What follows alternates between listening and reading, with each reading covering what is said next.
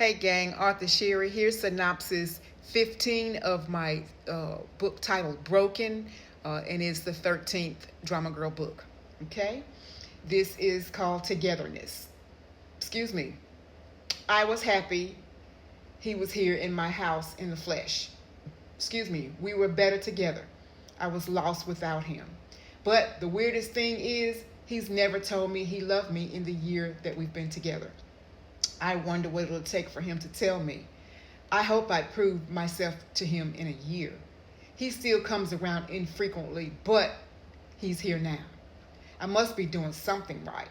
However, I was getting tired of his vagueness, his nonchalant. Every time I ask him about his past or his personal life, he gets defensive. The tables turned quickly when his current and past life was questioned, intertwined in our current situation. Neil held my hand as we walked inside my place. When he touched me, my body shivered, sweaty hands and a speedy heart. He tampered with my soul. I wonder if he knew he had this type of an effect on me. Neil was handsome and was always well put together. That was a turn on for me. He wasn't flashy. Neil was the Ralph Lauren polo or suit wearing type of man. He was perfect, almost too perfect to be single. I stood next to him at my door entrance. I glanced at him and smiled. He winked at me, took the keys out of my hand, and he opened the door for me. It was little shit like that which turned me on about him. The unexpected gestures he shared found their way to my heart. There was nobody like him. I stayed in a woman's place when Neil was around. He was masculine, which caused me to operate in my feminine side.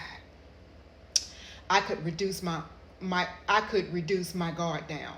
Being with him was the best time for me to relax and be the woman God created me to be.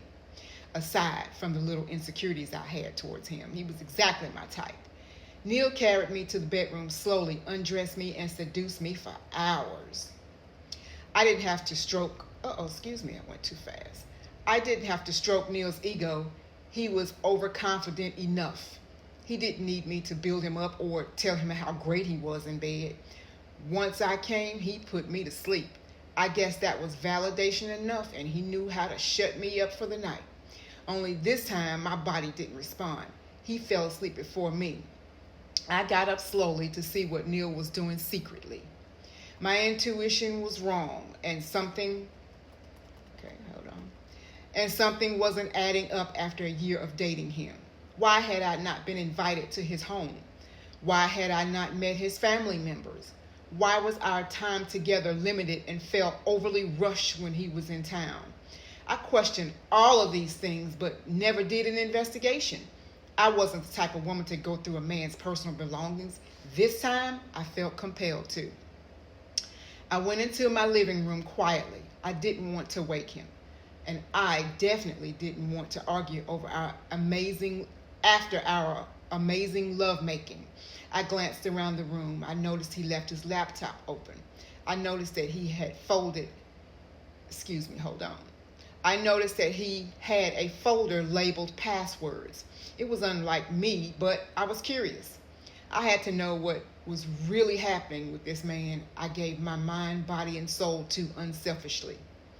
I walked over slowly, sat down, and clicked onto the computer.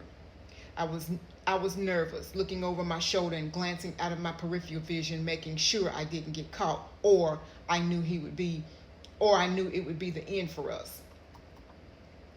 He shared a few stories about how he hated untrustworthy women. I couldn't resist the temptation. I needed to know exactly what I was dealing with and who Neil was. I never thought to do this until Gina brought a few things to my attention, causing me to suspect him. If Gina wouldn't have opened her big-ass mouth, I would probably be in bed next to my man that I rarely get to see. Instead, I'm in here playing Detective Mila. I was making this hard. I was working myself up over nothing. I needed a drink. My hands were shaking and my mind was all over the place. Looking over my shoulder, I tapped into his password folder. I don't think this is a good idea. I'm getting nervous. Each key I punched made me nauseous. I think I need to tell him face to face what's bothering me instead of this immature snooping around. Okay, that's my 5 minutes. Make sure that you order the book For Love or Money. It's on Amazon Bookstore, and it's in film on Fossum TV and Amazon Prime Video. Arthur Sherrie, I thank you for your time and attention. See you next video. Hope you enjoyed the read.